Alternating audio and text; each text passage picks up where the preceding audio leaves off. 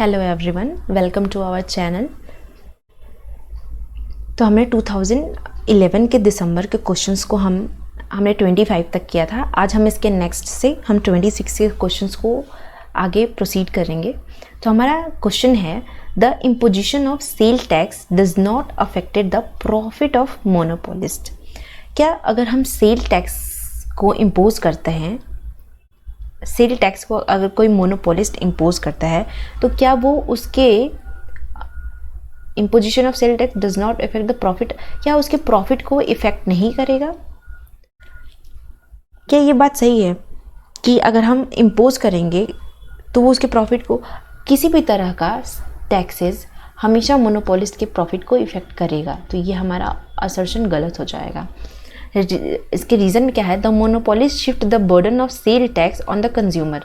तो मोनोपोलिस्ट क्या करता है, वो अपने सेल टैक्स के बर्डन को कंज्यूमर पे शिफ्ट कर देता है। तो ये हमारा रीज़न तो एकदम सही है, लेकिन हमारा असर्शन गलत है। यानी कि अगर हम कोड के अकॉर्डिंग देखें, हम क्वेश्चंस कर रहे थे कोड पे, जिसमें कोड ए, कोड बी, कोड सी, कोड डी दिया हुआ था। कोड ए जैसे असर्शन और रीज़न में देता है कि A and B are true but and correct explanation, A and R are true, इस तरह से। तो डी क्या होता है कि A is false and R is true.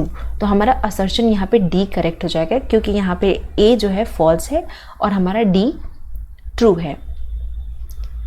Next question पे चलते हैं। इस मेजर लैक ऑफ सिमेट्री, क्या स्क्यूनेस लैक ऑफ सिमेट्री को मेजर करता है? तो ये सही है। क्यूटेसिस मेजर कोरिलेशन, तो ये गलत है। अभी आपको मैंने स्टार्टिंग में जब मूवमेंट वाले क्वेश्चंस को मैं करा रही थी, तो उसमें मैंने बताया था कि स्क्यूनेस क्या है, सिमेट्री को मेजर करता है, लेकिन क्यूटेसिस पीक्डनेस को मेजर करता है कि हमारा जो ये कर्व है वो कितना पीक है या कितना नीचे है, तो ये उसको मेजर करता है। तो हमारा जो कोड है वो फॉर सी सही होगा। क्यों? क्योंकि ए इज़ ट्रू, मतलब sorry, A is true but R is false. तो हमारा सी कोड सही हो जाएगा। नेक्स्ट क्वेश्चन है हमारा, more reliance should be placed on progressive income taxes.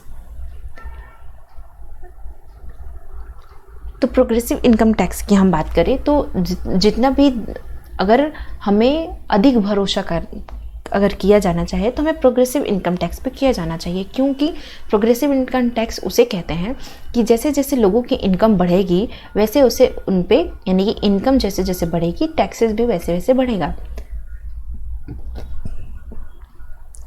तो इसको हम मोर रिलायंस बोल सकते हैं। तो हमारा असर्शन सही है।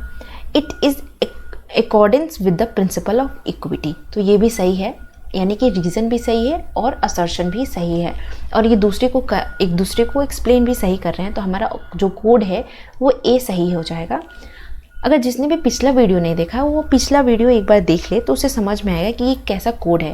क्योंकि पहले जो क्वेश्चंस आते थे उसमें सबसे पहले कोड देता था, कोड के बाद क्वेश्चंस देते थे, और हमें उस कोड के अकॉर्डिंग ऑप्शन को सेट करना पड़ता था। बात वही है, सेम ही चीज़ है। अब आजकल उसी के नीचे दे देता है वो कोड, पहले उससे बहुत सारे क्वेश्चंस पूछे जाते थे, इसीलिए सेम कोड पहले ही दे देता था। तो हमारा ये दोनों सही है, असर्शन भी सही है और रीजन भी सही है, और एक दूसरे को एक्सप्लेन भी कर रहे हैं। नेक्स्ट क्वेश्चन है हमारा, Indian agriculture is still absorb a major part of workforce.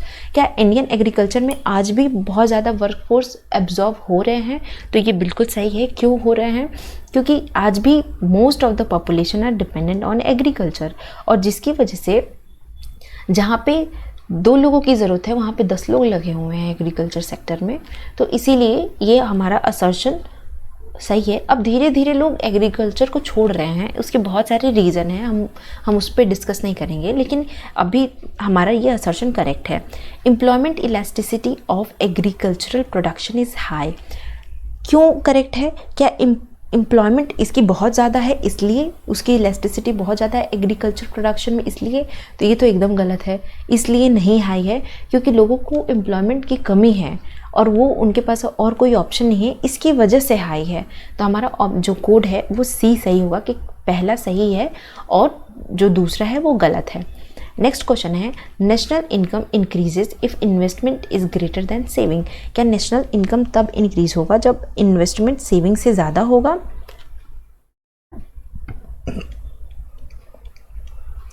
तो देखिए अगर हमारा ये टर्म होगा तो हमारा नेशनल इनकम इंक्रीज होगा, तो ये तो हमारा करेक्ट है। Saving and investment are plan by the same individuals, क्योंकि सेविंग और इन्वेस्टमेंट सेम लोगों के द्वारा प्लान किया जाता है, तो हमारा असर्शन और रीज़न दोनों सही है और एक्सप्लेन भी सही करते हैं। अब इसको हम अपनी ही लाइफ से जोड़ के देखें इस एग्जाम्पल को, तो हम क्या देखते हैं कि अगर मान लीजिए हमारे पास 10 रुपये है, तो हम खुद ही सोचते हैं कि अच्छा ठीक है 5 रुपये को हम इन्वेस्ट कर देंगे और 5 रुपये इस बार बचा लेंगे। तो इस तरह से ये सेम ही लोगों के द्वारा प्लान की जाती है, इसीलिए हमारा दोनों सही है और दोनों एक दूसरे को एक्सप्लेन भी कर रहे हैं। तो हमारा ऑप्शन नंबर ए जो कोड है उसके अकॉर्डिंग ये सही होगा। नेक्स्ट क्वेश्चन पे चलते हैं हम। अब देखिए अब तक तो हमारा असर्शन एंड रीज़न से था, अब हमें अरेंज करना है क्रोनोलॉजिकल ऑर्डर के अकॉर्डिंग। तो चलिए देख लेते हैं।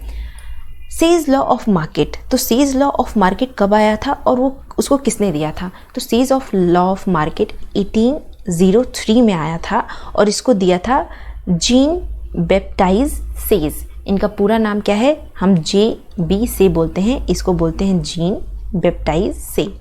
इन्होंने किसमें दिया था? तो इन्होंने एक बुक लिखी थी, उसको नाम है ट्रीटीज ऑन पॉलिटिकल इकोनॉमी। तो इनकी ये बुक थी जिसमें ये 1803 में आई थी सेज लॉ ऑफ मार्केट। अब हम आते हैं थ्योरी ऑफ सरप्लस वैल्यू पे। तो थ्योरी ऑफ सरप्लस वैल्यू ये दास कैपिटल में कार्ल मार्क्स के द्वारा ये यूज़ किया गया था। तो दिया किसने है? कार्ल मार्क्स और किसमें? दास कैपिटल वाली बुक में, दास कैपिटल, ये के ऐसे लिखा हुआ है। और जब हम इसकी डेट देखें वो 1867 है। थ्योरी ऑफ एब्सोल्यूट एडवांटेज की अगर हम बात करें तो ये सबसे पहले नहीं, ये 1776 में आई थी और इसको किसने दिया है? Adam Smith. और उसके बाद ये टैब्ल्यू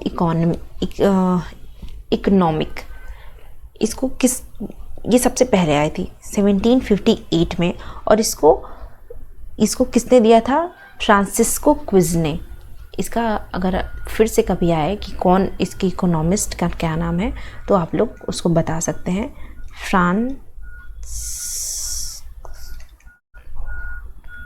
अगर इसका प्रोनाउंसिएशन कुछ अलग होगा तो आप लोग उसको देख लीजिएगा। ये इस तरह से है। तो अगर हम इसको क्रोनोलॉजी के तरफ सेट करें तो सबसे पहले हमारा फोर्थ आएगा। अब फोर्थ इन दोनों में है तो हमारी ये बाकी की चीज़ों को भी हम देख लेते हैं।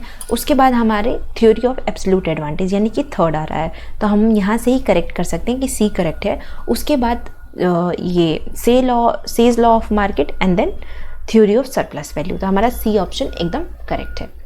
नेक्स्ट क्वेश्चन पे चलते हैं हम। इसको भी हमें क्रोनोलॉजिकल ऑर्डर से सेट करना है, तो देख लेते हैं हम कौन क्या क्या ऑर्डर पे है।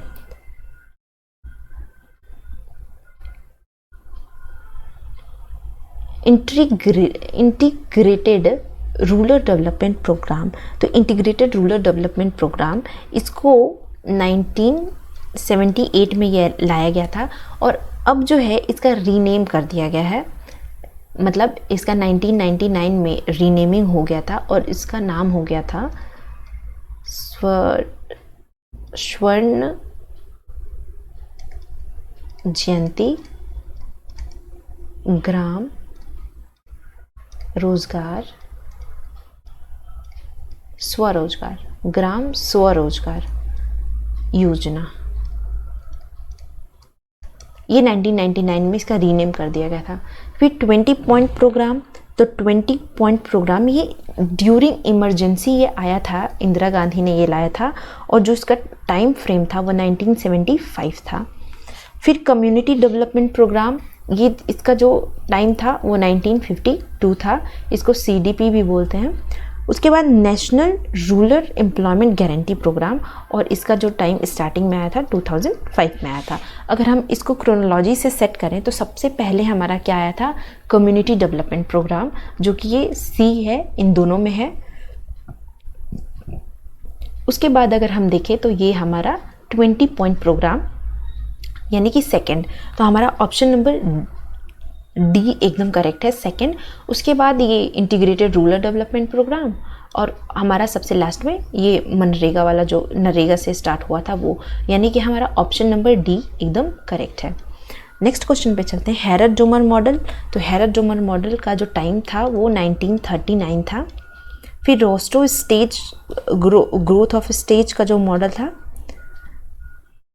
वो है 1960। लेविस मॉडल 1950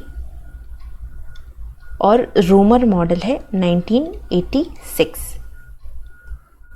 अब देखिए, ये हैरड ने अपना जो दिया था और डोमर ने, इन दोनों ने ग्रोथ के मॉडल को अलग अलग टाइम में दिया था, लेकिन कंक्लूजन के अकॉर्डिंग ये दोनों का लगभग सेम कंक्लूजन आ रहा था, इसीलिए इनको एक साथ पढ़ाया जाता है, तो इसलिए इसको हैरड डोमर मॉडल कहते हैं। अगर इनका टाइम फ्रेम देखें तो ये 1939 में आया था और डोमर का जो टाइम फ्रेम है वो 1946 है। तो अगर इसके अकॉर्डिंग अगर हम देखें, ये रोमर इंडोजिनस ग्रोथ मॉडल से ताल्लुक़ रखते हैं, ग्रोथ थ्योरी से वो करते हैं, तो इसलिए ये भी ध्यान रखिएगा। अब हम इसको अरेंज करें तो हमारा सबसे पहले क्या आएगा, ये हैरड डोमर मॉडल, उसके बाद यानी कि सबसे पहले हैरड डोमर मॉडल, उसके बाद लेविस मॉडल यानी कि थर्ड, उसके बाद रोस्टो मॉडल और उसके बाद फोर्थ। देखिए, अगर हम लेविस की बात करें, इसमें ये इसके बाद भी इनके दो जो बुक्स आई थी वो अलग अलग टाइम फ्रेम पे आई थी, इस वजह से इसका जो फर्स्ट सेकंड थर्ड फोर्थ दिया है। लेकिन अगर हम देखें तो ये एक इन दोनों का जो टाइम फ्रेम है ये बिल्कुल डिफरेंट है, ये 50 और ये 60 में आया था, लेकिन यहाँ पे हमें कोई और ऑप्शन नहीं दिख रहा है, इसीलिए हम डी को करेक्ट मानेंगे। तो हमारा ऑप्शन नंबर डी करेक्ट है। नेक्स्ट है हमारा Uruguay round, Kennedy, Tokyo, Dylan round.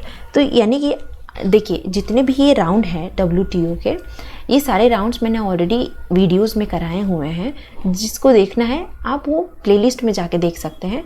Line by line सारे राउंड्स को मैंने कराए हुए हैं।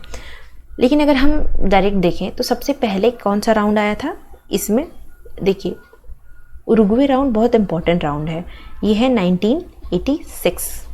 फिर कैनेडी राउंड 1964, टोक्यो 1973 और डायलन 1960।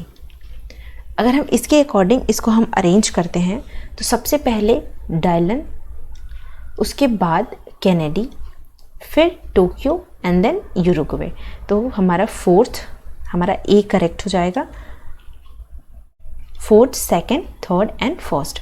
नेक्स्ट है हमारा 35 question, Mahalanobis planning model.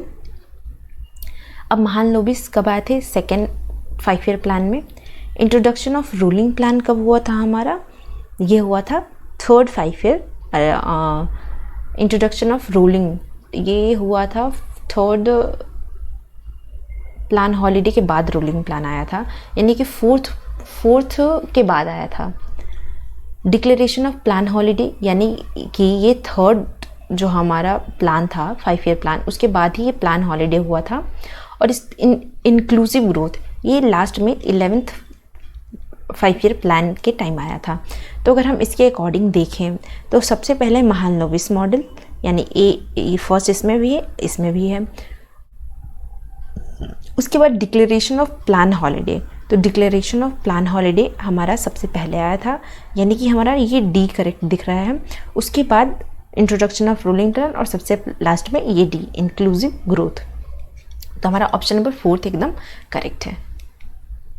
Next चलते हैं हम deputy chairman of planning commission. अब देखिए, governor of RBI and chairman of planning commission, ये सारे वीडियोस मैंने एक छोटे उसमें वीडियो में कराया हुआ है, प्लेलिस्ट में जाइएगा और क्विक कंटेंट के नाम से मैंने ये सारी वीडियोस कराए हुए हैं, जिसमें आपको WTO और भी बहुत सारे जितने भी राउंड्स हुए हैं, कौन कौन से कब कब हुए हैं, बहुत छोटे छोटे वीडियोस में मैंने ये सारी चीज़ें को एक्सप्लेन किया है, तो आप लोग देख सकते हैं वो वीडियोस जाके।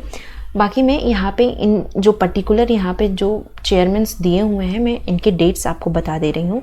अब जैसे कि कृष्णमाचार्य हैं, ये इनकी जो डेट है चेयरमैनशिप की, डिप्टी चेयरमैनशिप की, वो है 1953।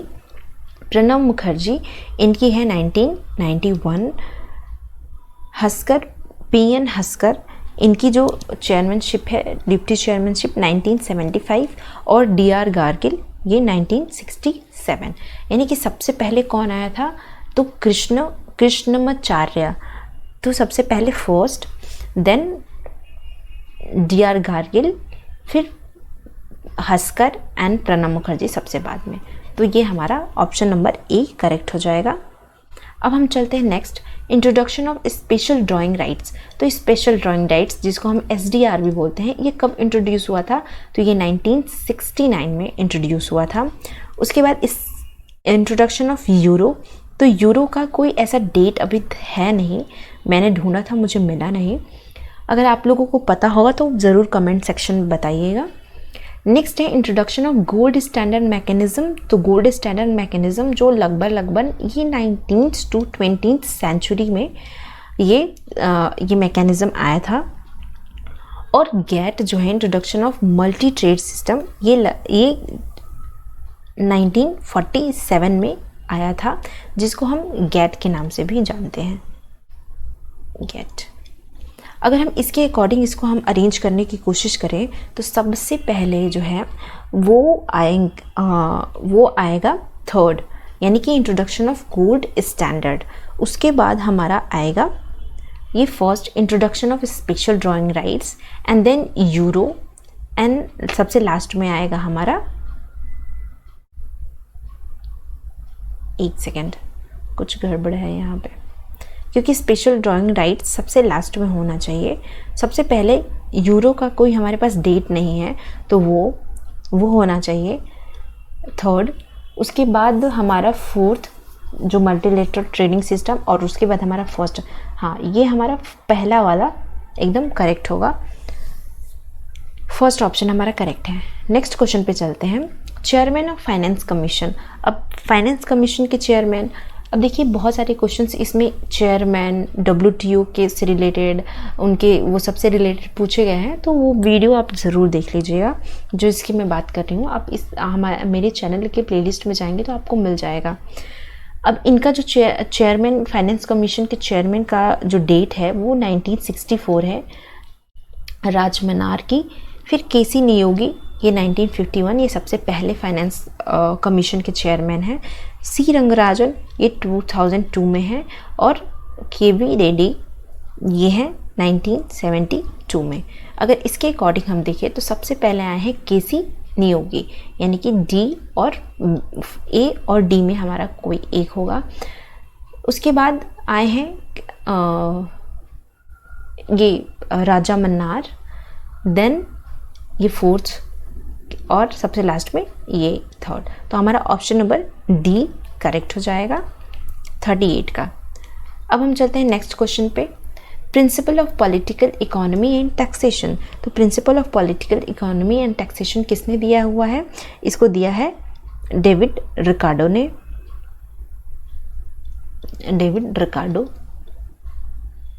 और इनका जो टाइम फ्रेम है वो 1817 है। उसके बाद an inquiry into nature and cause of wealth of nation, ये एडम स्मिथ।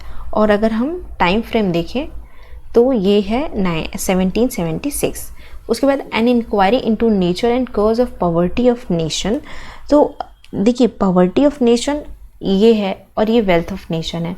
इससे बहुत सारे अभी मुझे दिख रहे थे, जब मुझे इसका डेट नहीं पता, लेकिन अगर आप लोगों को पता हो तो मुझे ज़रूर बताइएगा कि इसका एग्जैक्ट डेट क्या है। और अगर हम रिफ्लेक्शन ऑफ ह्यूमन डेवलपमेंट की बात करें तो ये अमर्त्य सेन ने लिखा है। और सेन, और इनका जो टाइम फ्रेम है 1999। अगर हम इसके अकॉर्डिंग करें तो सबसे पहले तो हमारा सेकंड आएगा जो इन दो में है, एन इंक्वायर, एडम स्मिथ की बुक। उसके बाद हमारा principle of political economy and taxation, Ricardo की। उसके बाद ये पॉवर्टी ऑफ नेशन आया होगा, और उसके बाद ये हमारा सबसे लास्ट में तो ये 1999 वाला अमर्त्य सेन वाला, ये तो कंफर्म है। तो हमारा इसके अकॉर्डिंग ए सही होगा। हमें इसकी डेट अभी नहीं पता है कि पॉवर्टी ऑफ नेशन किसकी बुक है और ये कब आई थी। मुझे बहुत सारे ऐसे नाम मिले हैं लेकिन मैं श्योर नहीं हूँ, इसलिए मैंने यहाँ पे नहीं लिखा।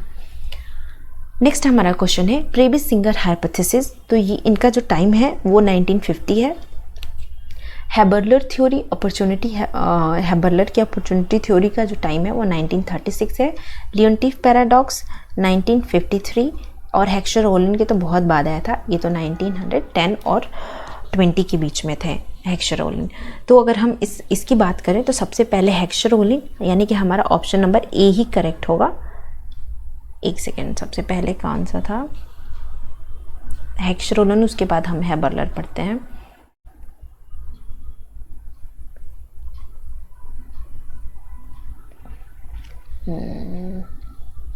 ये 36 है और ये हेक्सचर रोलिन। तो अगर हम थ्योरी को पढ़ने के हिसाब से देखें तो सबसे पहले हम क्या पढ़ते हैं, ये हेक्सचर रोलिन की थ्योरी पढ़ते हैं। और इसके डेट्स की बात करें, देखिए डेट्स इधर उधर हो सकते हैं, तो कभी कभी हम जैसे थ्योरी जिस क्रम से पढ़ते हैं हम उस तरह भी हम सॉल्व कर सकते हैं।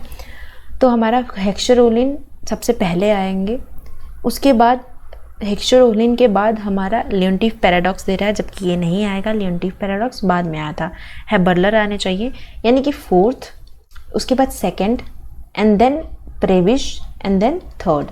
तो ये वाला कोड ज़्यादा सही है अकॉर्डिंग टू दिस ईयर। तो हमारा इसमें अभी कोड कोई मैच नहीं कर रहा है, तो हम इसको इसके ईयर और जो हम क्रम से पढ़े हैं उसको हम ध्यान में रख के इस क्वेश्चन को सॉल्व करेंगे। नेक्स्ट क्वेश्चन देखते हैं।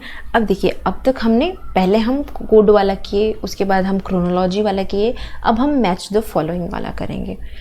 तो पेटेंट्स किस चीज़ में होता है? तो पेटेंट्स हमारा इनोवेशन, जब हम कोई नई चीज़ इनोवेट करते हैं तो हम उसमें क्या करते हैं, पेटेंट लेते हैं। कॉपीराइट किस चीज़ में हम देखते हैं? तो कॉपीराइट लिटरेरी वर्क में, यानी कि कोई कॉपीराइट तो नहीं है। अगर हम मान लीजिए अगर पीएचडी हम करते हैं तो अक्सर हम कॉपीराइट क्लेम कर सकते हैं। ट्रेडमार्क किस लिए होता है? तो ट्रेडमार्क अक्सर हम कोई अगर हम ब्रांड इस्टेब्लिश कर रहे हैं तो उसका हम ट्रेडमार्क लेते हैं। और जोग्राफिकल लोकेशन जैसे स्कॉच एंड विक्सी, ये सब क्या है, जोग्राफिकल लोकेशन, एक पर्टिकुलर लोकेशन में ही होता है। तो इसीलिए हमारा ये मैच द फॉलोइंग करेक्ट होगा। अगर हम देखते हैं इसको कोड के अकॉर्डिंग तो ए का सेकंड होगा, तो ए का सेकंड यहाँ भी है, यहाँ भी है। फिर देखते हैं बी का फोर्थ, तो बी का फोर्थ सिर्फ यही है। फिर फर्स्ट एंड देन थर्ड, तो यानी कि हमारा जो क्लियर कट मिला है वो है option number C. Next question पे चलते हैं। केसी चंद्रशेखरन, ये अभी हमें लिस्ट 1 और लिस्ट 2 में बताना है कि ये जो कुछ कमेटी है और वो किससे रिलेटेड है, हमें ये बतानी है। तो कमेटी हमारा केसी चंद्रशेखरन, तो ये वेंचर कैपिटल से रिलेटेड है। उसके बाद है दीपक पारेख कमेटी, ये यूटीआई फंक्शनिंग से रिलेटेड है। हजारी कमेटी रिलेटेड है इंडस्ट्रियल एक्ट से। And Narasimhan committee banking sector से रिलेटेड है, जिनकी 2 रिपोर्ट्स आई थी 1991 और 1999 में, वो भी बैंकिंग सेक्टर रिफॉर्म से रिलेटेड। इसके अकॉर्डिंग हमारा फर्स्ट ऑप्शन एकदम करेक्ट हो जाता है। देखिए कौन सी कमेटी आई थी, कब आई थी, इसका भी मैंने एक वीडियो बनाया है, वो भी आप ज़रूर देख लीजिएगा। पूरी लाइन से पूरी कमेटीज़ लिखी हुई हैं, उसके नाम लिखे हुए हैं, किससे रिलेटेड है, वो भी मैंने ऑलरेडी कराया हुआ है अपने चैनल पे, तो आप उसको सर्च करके प्लेलिस्ट में ज़रूर देखिएगा। नेक्स्ट क्वेश्चन पे चलते हैं हम कि एब्सोल्यूट इनकम हाइपोथेसिस। तो एब्सोल्यूट इनकम हाइपोथेसिस किसने दिया है? ये केन्स। रैशनल एक्सपेक्टेशंस हाइपोथेसिस ये है Duesenberry. Relative income hypothesis Lucas and new Keynesian hypothesis ये मेनक्यू। तो अगर हम फोर्थ की बात करें तो वो है फर्स्ट, इसमें भी है इसमें भी है, हम किसी भी साइड से चल सकते हैं। और फर्स्ट की बात करें तो वो है सेकंड, तो वो सिर्फ सी में है। तो यानी कि हमारा ये वाला ऑप्शन एकदम करेक्ट हो जाएगा, सेकंड का डी एंड थर्ड का सेकंड का थर्ड एंड थर्ड का फोर्थ। तो हमारा ऑप्शन नंबर सी करेक्ट हो जाएगा। नेक्स्ट क्वेश्चन पे चलते हैं। Population mean with known variance. अगर हमारा वेरिएंस नोन होता है तो उसको हम जेड डिस्ट्रीब्यूशन बोलते हैं। टूल्स हम जेड डिस्ट्रीब्यूशन लगाते हैं। पॉपुलेशन वेरिएंस अगर अननोन होता है तो जो हमारा टूल लगता है वो टी डिस्ट्रीब्यूशन का लगता है। अगर हमें दो वेरिएंस में कंपैरिजन करना हो तो हम एफ डिस्ट्रीब्यूशन लगाएंगे, और अगर हमें गुडनेस ऑफ फिट देखना हो तो हम काई स्क्वायर डिस्ट्रीब्यूशन लगाते हैं। तो इस हिसाब से हमारा फर्स्ट का फोर्थ होगा और फोर्थ का थर्ड होगा। तो हमारा ये वाला सी एकदम करेक्ट है। अगर हम फर्स्ट और लास्ट भी देख ले तो भी हम सही कर सकते हैं। तो हमारा ऑप्शन नंबर थर्ड करेक्ट है। बाकी मैंने आपको सेकंड और थर्ड भी इसमें बता दिया है। नेक्स्ट क्वेश्चन पे चलते हैं। Product differentiation. तो प्रोडक्ट डिफरेंशिएशन की बात कौन करता है? तो चैम्बरलिन मॉडल में प्रोडक्ट डिफरेंशिएशन की बात की जाती है। डिओपोली एनालिसिस हमारा है ये क्रूनो मतलब ये क्रूनो एफ नहीं ये। उसके बाद production of commodities by means of commodities. तो production of commodities by means of commodities ये कौन दिया है? Sraffa. And life cycle hypothesis Modigliani. अगर हम इसके अकॉर्डिंग हम मैच करें तो हमारा सबसे पहला ही मैच होता है, तो हमारा पहला आंसर एकदम करेक्ट हो जाएगा। नेक्स्ट क्वेश्चन पे चलते हैं हम। Planning for an expending economy. तो planning for an expending economy की बात कौन करते हैं? तो Vakil and Brahmananda. Industrial evolution of India. Industrial evolution of India अगर हम देखें तो ये है Gadgil, D R. Gadgil. Drain theory Dadabhai Naoroji. And Indian national income ये है V.K.R.V. राव। तो इसके अकॉर्डिंग जो हमारा बनता है फर्स्ट का फोर्थ एंड देन थर्ड, ये ऑप्शन नंबर सी हमारा एकदम करेक्ट है। नेक्स्ट क्वेश्चन पे चलते हैं हम। अब देखिए, अब हमें ये RC दिया हुआ है और 3 क्वेश्चंस इसके बेस्ड दिए हुए हैं, तो आप इसको पॉज करके आराम से पढ़ लीजिएगा। इसके बाद मैंने हिंदी का भी दिया हुआ है, देखिए इसको भी आप पॉज करके इसको आराम से पढ़ सकते हैं। और उसके बाद इस पे बेस्ड जो क्वेश्चंस दिए हुए हैं इसको आगे दिया हुआ है, ये 4 क्वेश्चन इसके उसी RC पे बेस्ड हैं। इस 4 क्वेश्चन को आप सॉल्व करिएगा, इसके आंसर आप कमेंट में पिन करिएगा। अगर आंसर सही होगा तो आपका कमेंट सबसे ऊपर पिन कर दिया जाएगा। तो आई होप आपको ये सेशन अच्छा लगा हो। तो हमने 2011 के तक के सारे UGC नेट के क्वेश्चन पेपर को सॉल्व कर लिया है। अब हम नेक्स्ट वीडियो में 2012 के MCQ को सॉल्व करेंगे। तो thank you so much and stay tuned.